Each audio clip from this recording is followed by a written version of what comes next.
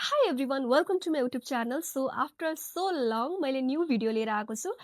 Title हेरेर थाहा पाइसक्नुभयो होला मैले के भिडियो बनाएको छु भनेर। So I am going to create this kind of simple minimum makeup look.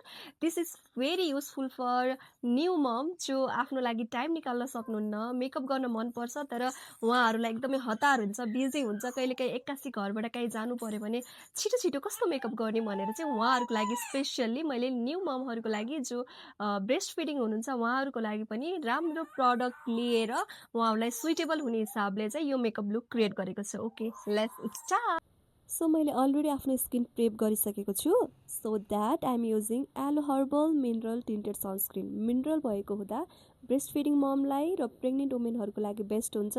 So that मैले ग्लो पनि देखाउँछ भनेर सनस्क्रिन लगाएँ। आफ्टर द्याट डार्क सर्कलको लागि अनि त्यसपछि आफ्नो अनइभन स्किन टोनको लागि कन्सिलरले हाइड गर्नु पऱ्यो नि त, अनि कन्सिलर युज गरेँ। सो आइब्रोको लागि यो पिङ्क फ्ल्यासको आइब्रो जेलले चाहिँ हल्का डिफाइन मात्रै गरेको छु, त्यस्तो धेरै टाइमै लाग्दैन, हल्का मात्रै गरेँ। सो काजल लगाएँ एन्ड देन मस्कारा लगाएँ ताकि आफ्नो आइज अलिकति डिफाइन देखियोस् भनेर।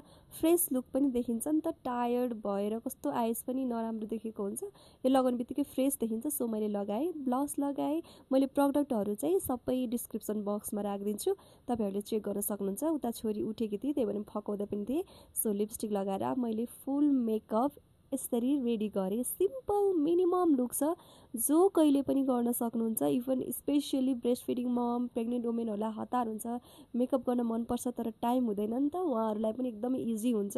सो मैले simple minimum makeup look create गरेको छु। यदि तपाईँहरूलाई मेरो यो मेकअप लुक राम्रो लाग्यो भने मेरो च्यानललाई लाइक, सेयर, सब्सक्राइब गर्न नबिर्सिनु होला है त। Okay, bye, see you on next vlog.